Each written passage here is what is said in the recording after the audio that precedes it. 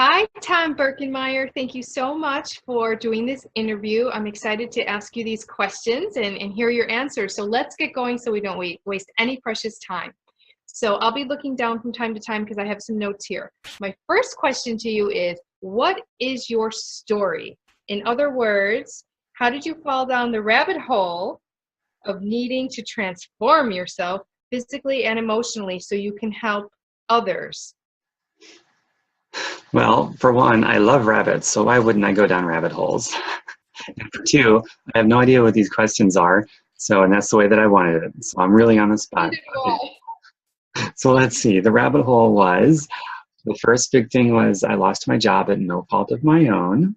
That sucked at the time. That was like my world was ending kind of thing. But to make a very long story short, I started dating somebody who had gotten involved in this Beachbody coaching thing. And she wasn't a fitness expert or anything like that. And she got really great results with her physical health, her mental health. And then she started making really nice money with it. So I saw all these things happening and I said, I want to do this. And so I signed up with her, and I was sick and tired of being sick and tired, and not just, with my physical health. I was weaker than you wouldn't believe. She was, my girlfriend was pushing heavier weights than me by a lot. And I was also sick and tired of doing the right thing at my job and showing up every day on time and going above and beyond. I even got, merit increases, that little carrot in front of me, and I kept going for it like the obedient worker that I was. And I got sick and tired of that. Where did that land me? It landed me in the unemployment line, which ran out. I ran out of unemployment for a long time until I found this. So and a lot of other people in that set of circumstances working hard. There's a lot of people working hard out there. There's a lot of people that don't know what to do to get healthy. And as a result, almost everybody is really unhealthy financially, mentally, and physically and emotionally because of all these things. So I have a deep desire to not just do for myself, but to do for other people too, to show them the way. My girlfriend did it, that inspired me. I did it, and I want that to organically keep inspiring other people to want to do it too. The ripple effect, you could call it. Inspiring people by actually doing it and overcoming our challenges openly and honestly. Okay. Question number 2 is, what is the theme of your story? And what I mean by that is, have you been repressing your passion, or have you experienced lots of ill health and disease yourself? Now, some of this you went over, but I'm going to go ahead and continue reading part of the question here. Have you struggled physically, emotionally, and financially? Have your relationships failed to feel like how you really want? Are you ready to start telling your new story about what you really want and deserve? So again, what is your theme? I gave you some examples. Okay. I remember the first question. What is my theme? My overlying theme is absolutely freedom. That's my value. It's my theme. I've always wanted to be free. I never liked having a job. I loved some of the people that I worked with. Once in a while, I had a cool boss. But the whole idea of I have to ask permission from a gatekeeper to do anything, or have my time controlled and manipulated away from me, or I couldn't pay my bills. The whole concept of living underneath that kind of oppression, underneath other people that could tell me what to do. Never liked it. I just didn't know of a way better. But now I know a better way, and I'm doing it. And I have been free of needing a job since February of 2010. And I ain't looking back. So my theme is freedom, and that's typically the people I connect with, my tribe, as we like to call it nowadays, people that just want to be free and they don't want to be oppressed anymore by the paycheck, by the dollar, by their boss, by their banker, by any of that nonsense. And I forgot the rest of your question. So if you could break them one by one for me, I have bad memory. Pretty long. It was all pretty much the same, though, to get down to what your theme felt like. So you pretty much answered it, but let me just go over it again just in case. You already went over about the struggling financially after you lost your job. How did that make you feel emotionally? Emotionally, I felt like a complete loser. I depended on my parents, mommy and daddy, once again to take care of me. I was, in my upper 20s, going on 30 years old. How pathetic is that? We have a term now called boomerang children. That's they leave the nest and they come right back because something happens to their job. Yeah. Okay, that's excellent. Okay, so what is your identification factors? And what the question means by that is, in other words, I'm just going to read it right here. What challenges and breakthroughs do you want to help people and your team members? Do you want what would you like to see them focus and overcome within themselves? And how can you use your problems? So again, these are your identification factors. Yes, absolutely. If I can help people get over their addiction to a stupid paycheck, that would be the coolest thing on planet Earth. Because once somebody is over their addiction to a paycheck, they can actually begin to make more money than they could make when they were addicted to a paycheck. It's kind of backward how that irony works. But people start thinking in terms of a perceived value that people want to pay money for to improve their lives, which I'm not going to get into that here, but I had to learn that. And I realized I'm capable of learning stuff. Other people are capable of learning new things and having a shift in their brain from this stupid, needy dependency of money to breaking free of that nonsense. And just basically any excuse that we've ever had, that I've ever had, I'm very open and honest about my excuses. I used to say I can't afford, I don't have time. I used to blame anything outside of the confines of my brain, and I didn't hold myself responsible for hardly anything because nothing was my fault.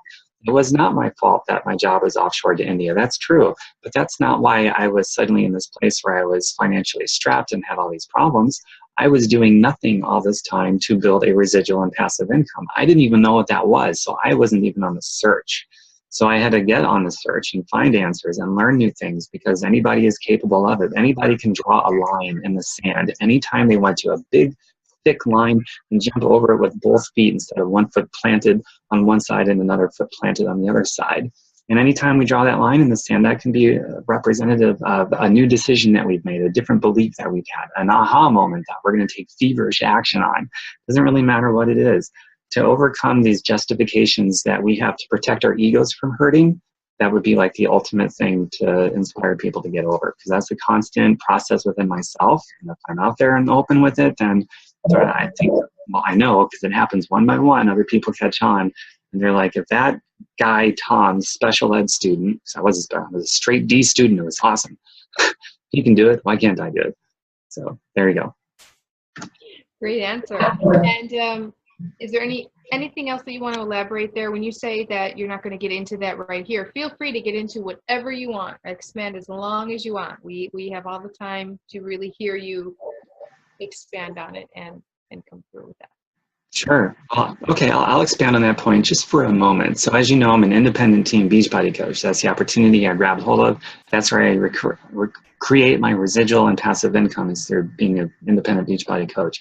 So basically what that is I got the product, I started using the product, I got results with the product, I shared my results with other people, the struggles, what I had to overcome in my head, physically and emotionally and mentally, whatever I had to overcome to score these little victories along the way, shared that openly and honestly. And some people were really attracted, they could relate to it, it inspired them to jump on the Beachbody train with me. And those are the people that I build this wonderful team with, of people helping people get healthy physically and financially and emotionally as a result of that.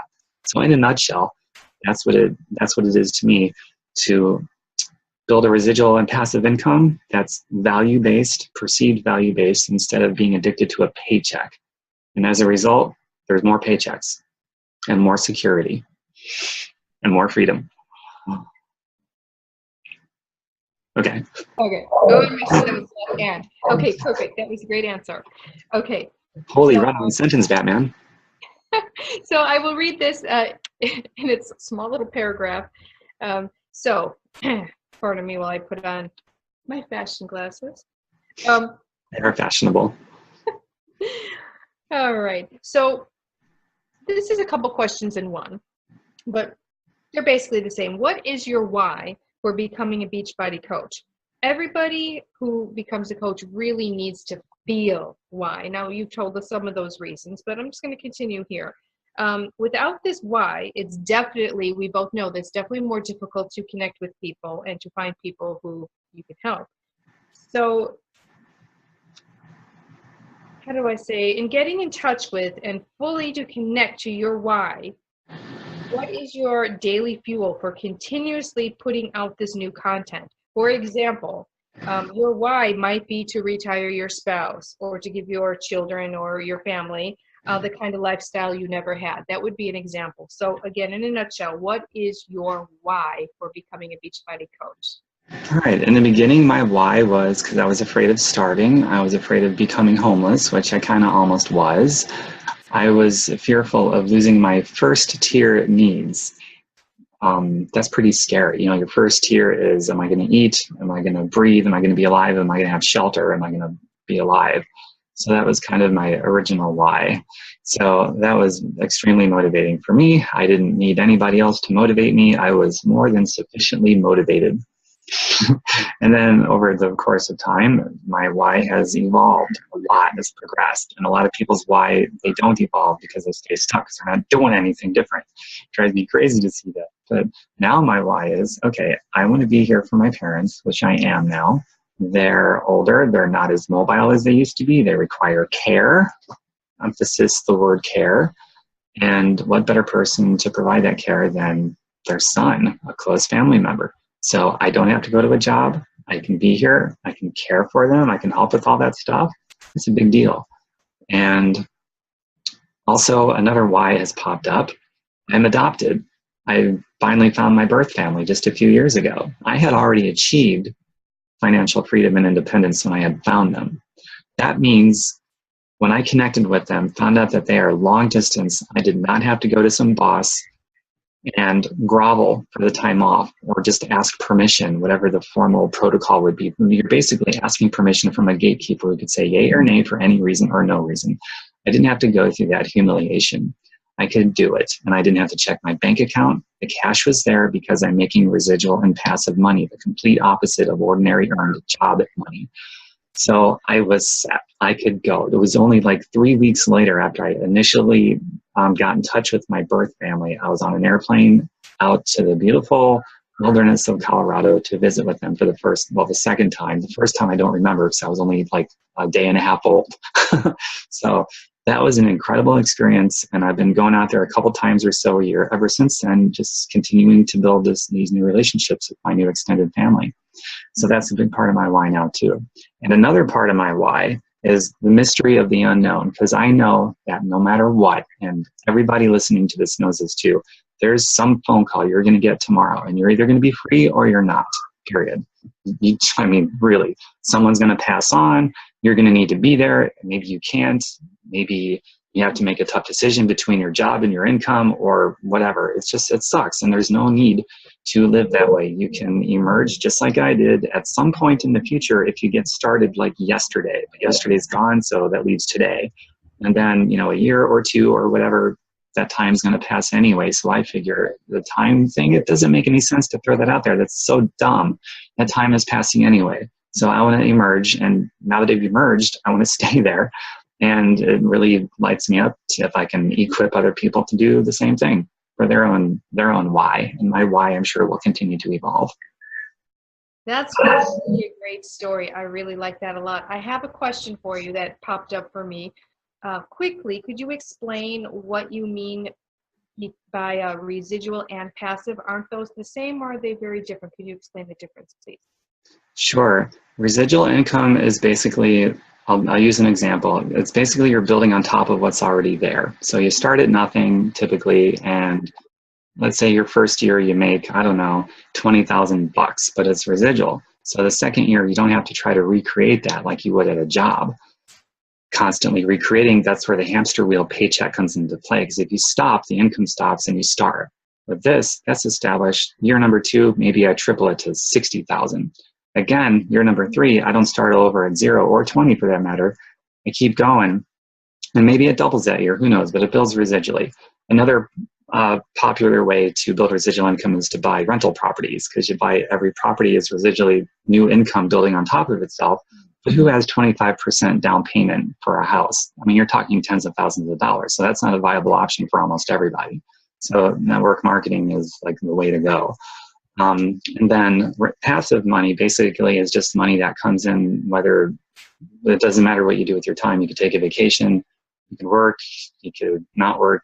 There's an old saying, you can roll over in bed or roll out of bed, and that money comes in anyway. So that's your freedom. Residual and passive money are the only income types that sets you free. Any other income type, you're a slave to money. You're actually needy on a paycheck, or you cannot pay your bills, or you starve. That's every job paycheck, and it's most self-employment people too. Nice. All right. Okay.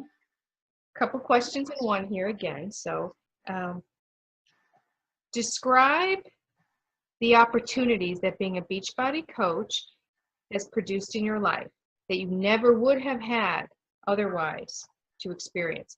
This is about revealing to us here how your life has changed since you have joined Beachbody Coaches, either, you know, a person who's using the products or coach or both. So if I know you've been doing this for a while, so you can go back to the time when you were new, how it changed you, or the whole evolution of it. Okay, cool. When I first signed up, it's important to know that I wasn't going to try it out. It was do or die. I mean, I seriously meant it. This was it. It was do or die because I was looking at my first tier needs. So my first, I lost my train of thought. Oh, well, would you like me to Yes, please. re-ask you? Okay, yeah, I know it's kind of a long paragraph here. So describe the opportunities that being a Beachbody coach has produced in your life that you would never have had the chance to experience before. This is about revealing to us how your life has changed since joining Beachbody. I know you're not new, so you can go back to the time you were new or now or all of it. Just how has your life changed since becoming a Beachbody coach? Okay, the very first thing was the possibility of what I've always wanted, to be free. Because in the beginning, I was worried about my first tier needs. It was like do or die. There was no trying it out. I wasn't kicking the tires. Ever since I enrolled, I was like, I'm doing this for real. This is it, or I'm going to die trying. And so the day that I enrolled, it's like I remember thinking to myself, I don't even know how I'm going to build it yet. I just know I'm capable of learning new things because I'm a human being like all of us are. So we're capable of learning new things. All I know is I can learn stuff. I'm going to, and I'm going to figure it out.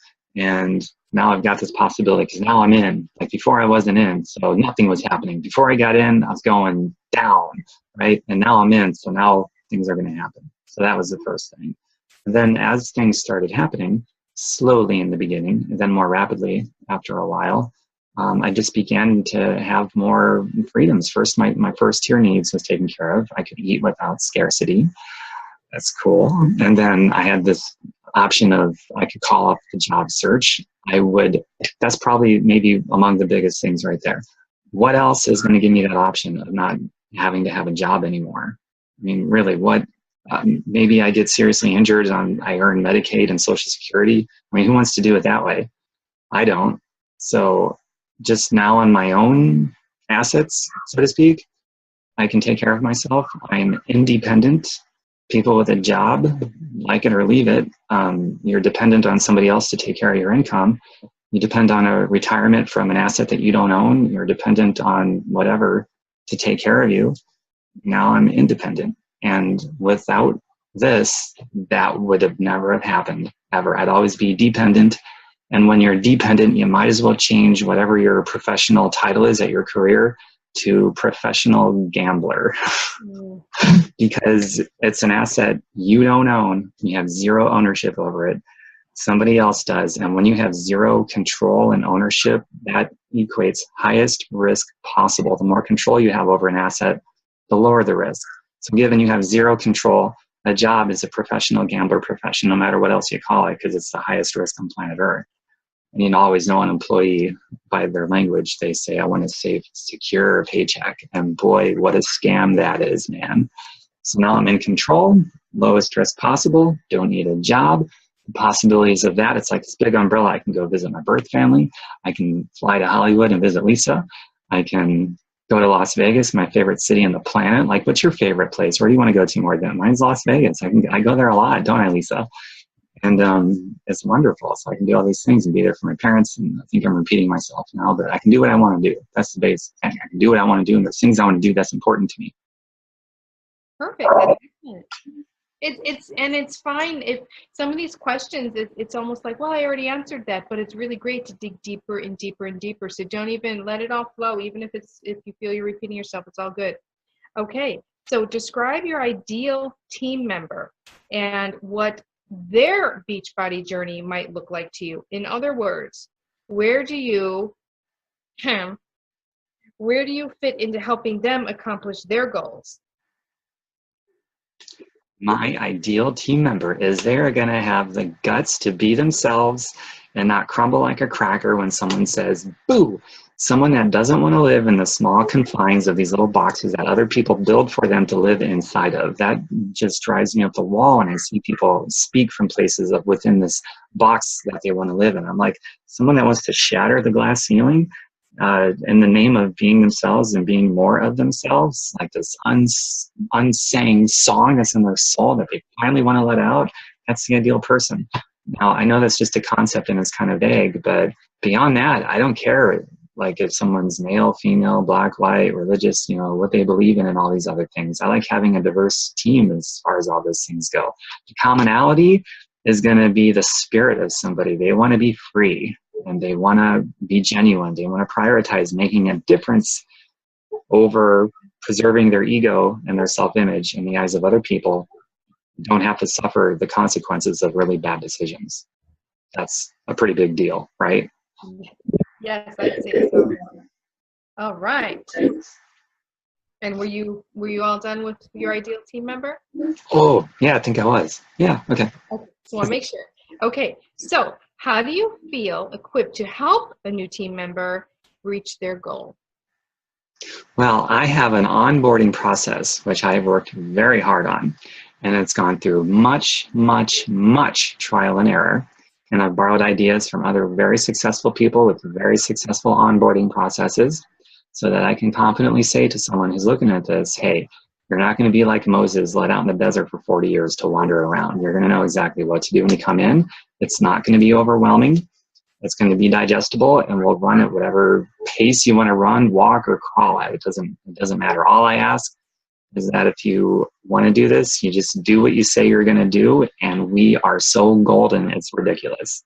And we'll make it happen. We'll figure it out. Awesome. Okay. What is the defining factor of why people should work with you over other Beachbody coaches? What makes you stand out? Tread lightly, my friend. No, I'm just kidding. Let me hear it all. Okay, an answer that I know a lot of people aren't going to respect, but you should enroll with the coach that you vibe with, whether it's me or somebody else. I don't come from a scarcity mindset, and in fact, there's more than plenty of people where after I started, the process of sharing this with them, I'm like, wait a second, we're way too off base. I think we're a bad fit, no offense, but there's tons of other coaches. Go find one you vibe with. It's just not working for me, or some variation of that. That is really great. I'm really not looking to get anybody. I want to just organically attract with intention, let it happen with intention, nothing forced. It's all natural. If somebody does this, they got to sell it to themselves. Otherwise, it's like dragging a stick through the mud. They get nothing out of it. I would get nothing out of it. Just frustration on both ends. Nothing is accomplished. No lives are changed. So it's got to be organic. I agree with you 100%, and that's an amazing answer. I would like to just go a little bit deeper just for a second into, okay, I agree it's not, if I'm hearing you correctly, it's not about convincing or getting somebody to come on with you. It's about attracting. All that said, the person's attracted to coming on board with you, they're not thinking about team necessarily, or maybe they are, but can you tell me one or two outstanding factors about yourself where you think that maybe you have the edge, or maybe it's not an edge, but why they should choose you once they're feeling it with you and everything? Sure. Well, I've got my own original story, as each of us has our own original story, and that's either going to relate to somebody or it's not. I don't really do a good job at selling myself, so this is a really tough one for me I don't know. I guess I could say just go through my blogs, my videos. I think video is probably the best way, because then you get to see all my little quirks and my subtleties that nothing else is going to pick up, that a picture or typing isn't going to pick up. So just go to my go to my workwithtom.fireyourboss.xyz site, read that, and then click on over to my YouTube channel. You'll see the link for YouTube and see some of my videos, and you'll probably know pretty quickly when it's especially video if you are in the same wavelength as me. Nice. That was an address you gave us, Work with Tom. Why don't you say it again? workwithtom.fireyourboss.xyz. Not .com, that's a force of habit. It's a .xyz. Workwithtom.fireyourboss.xyz. All right. So you may have answered this question before, so feel free to either repeat or maybe something else will come out. What obstacles did you have to overcome? Okay, the first obstacle was in my freaking brain. I had all these things around me like, okay, sure, I had absolutely no income, not even unemployment. I literally had no income. That's an obstacle. But the bigger obstacle in the beginning was my stupid belief system. I can't afford it. I can. I tried one of these before 8 years ago, and I quit, and all these other things. So no matter what, freedom of the mind has to come first. All other freedoms follow freedom of the mind, period. So once I got over that hurdle, then it's like, all right, I got to figure this out. So then I began working on a list of 31 ways to raise money without having any. And I got myself funded so that I could get started with this coaching opportunity. If I didn't replace I can't afford it with what can I do to afford it, then my brain would not have gotten creative and it would not have found the answers. And then I'd still be, who knows, right? Maybe I would have been homeless. I don't know. Can you imagine? I mean, that's the difference between not just night and day, but life and death. I mean, I literally mean that in every sense of the word. So that was a pretty big, same thing with time. I had no time. I was going to college full time and a half, and I had other adult responsibilities. I had to figure some stuff out. So it was all in my head. I mean, we got all these things outside of us that we say is the problem, but it's not. It's not time. It's not money. It's none of those things. And I believe if a person doesn't recognize it's purely in their brain how they respond to stuff, then they will probably never, ever figure it out. And I have also learned, and this took a lot of humility, the ego doesn't want to hear this. What the ego doesn't want to hear is that if, crap, I got sidetracked again. I hate it when that happens. Well, when you say I can't fill in the blank, I can't afford, I can't whatever, then you're basically telling your world and the universe that you lack the creativity and the ingenuity to get outside of the box of how everyone else is thinking to find the answers, because all the answers are outside of the box of where everybody else is living. Okay. I like it. So those were the obstacles that you had to overcome. So what were the most difficult things you faced? I'm asking the same thing, but maybe a little Sure. deeper. The most difficult thing I faced. Gosh, I got nothing. Just the last answer I had. I can't even think of anything. So out of all those difficult things, I heard you mention not knowing maybe that you were going to eat perhaps, or where you're going to live, or how you're going to juggle your schedule. Out of all of that, which was the hardest, would you say? My brain. And after my mind said, I guess just, I know. The last thing I wanted to do, no, that's not true. Okay, I hated the prospect of having to go back and get a job. I was fully willing at first because I didn't know of a better way until my girlfriend at the time showed me a better way. But in the interim, I was like, I got to go find another job eventually.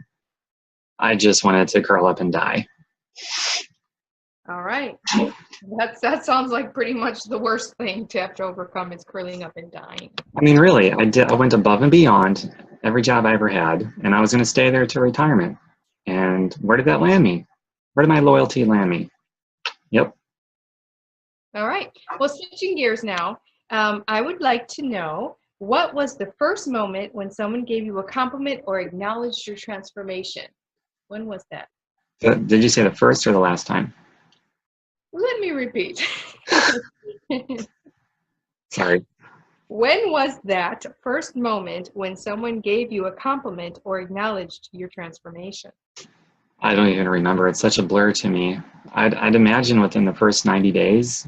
The first 30 days. Yeah, I remember my first transformational progress picture was, I did my pre-pictures and then my 30-day progress. I was doing a 90-day program called P90X, and I took those first pictures and I put them out there in the message forums. This is before social media, and everybody in the message forums. So I guess it was, the message forums. Yep. Okay, I do remember. See? We have this way of digging these questions, these answers out of you. Yeah. I want to add to that. Yes.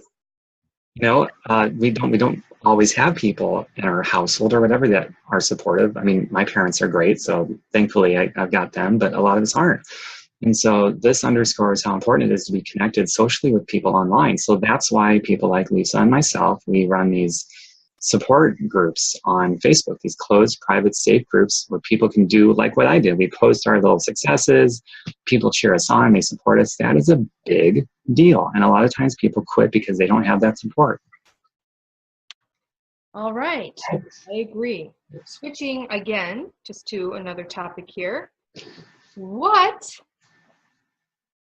Hey, I'm the messenger here. What pisses you off? Is that the verbiage in the question? Because I like it. It is. That's why I kept it. I knew you'd like it. So what pisses you off? It could be anything. What pisses you off?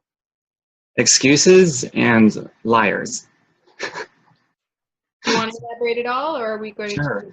Yeah, like when somebody comes up with an excuse and then it's actually the rationale that follows the excuse. Like nobody can stop at an excuse. They have to have the sound reasoning. People will do amazing mental gymnastics to rip themselves off every chance they get with excuses. Excuses are just the instrument to rip ourselves off.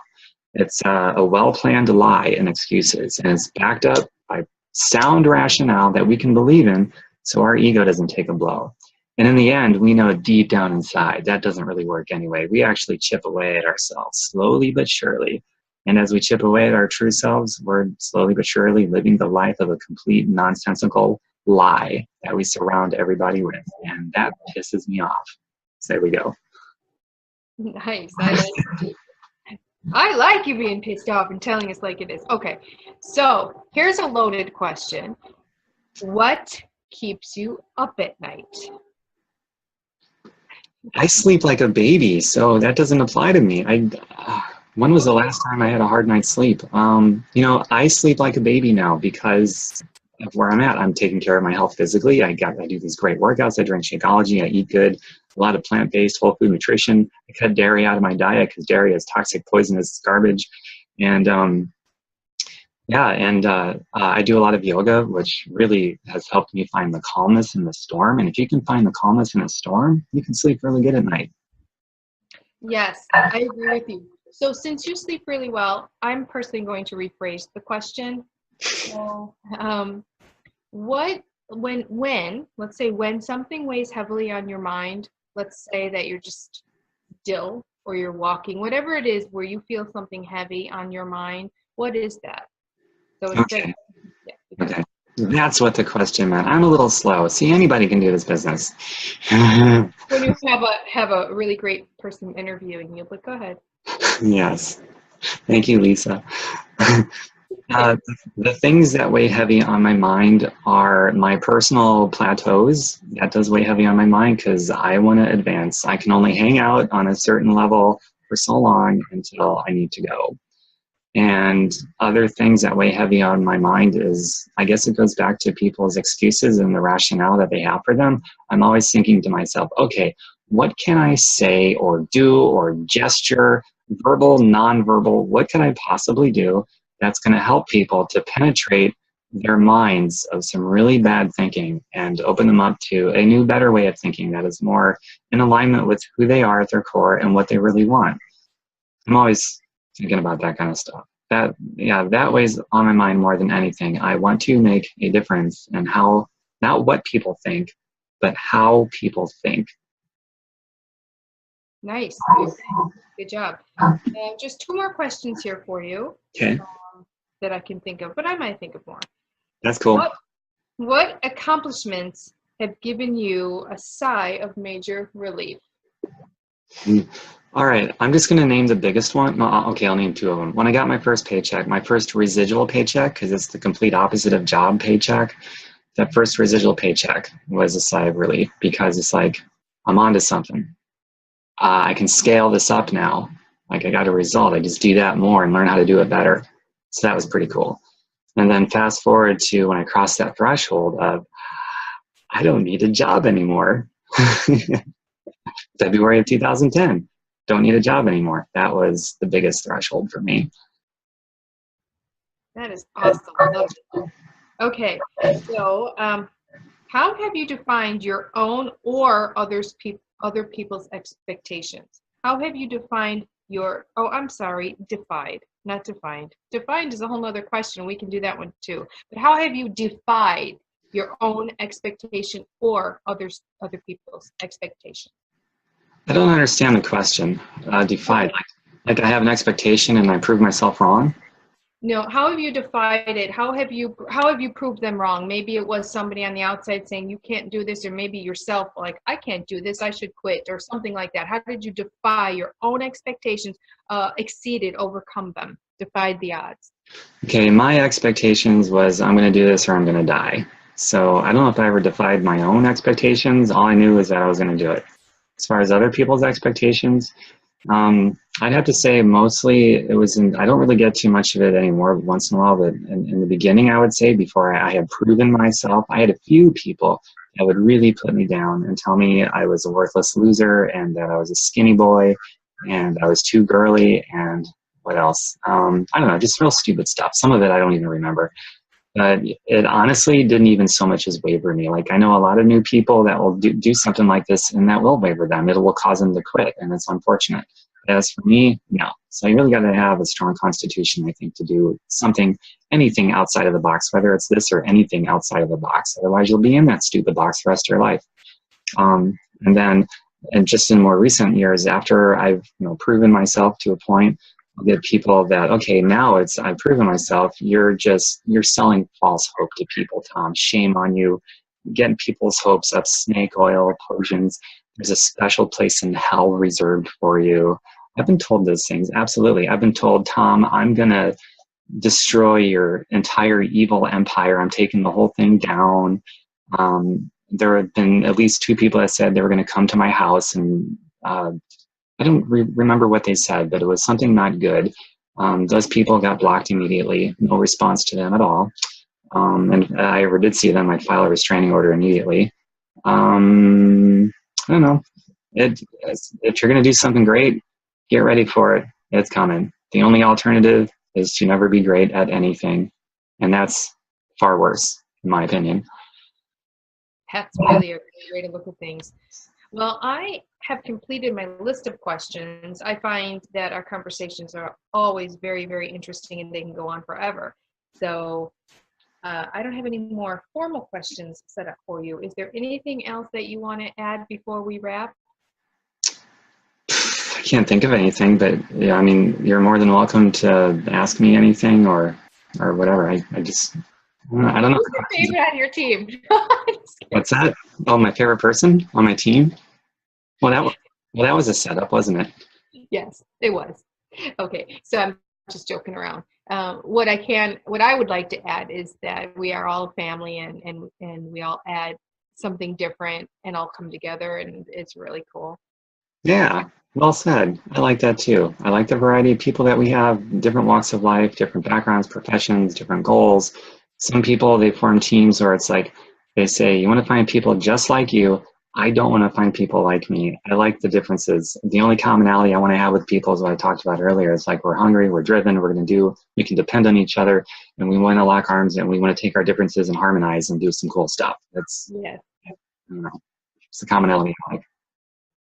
I agree. Thank you so much for your time today. A lot of great nuggets. I can't wait to listen to this again and use it throughout our team and really learn from it and gain inspiration from it and all that good stuff. So thank you so much. Well, thanks for making the interview so great, Lisa Carbonara, Ms. Hollywood star. With your All right. All right. Thank you, Tom. I'll talk to you later. Talk to you later. Bye.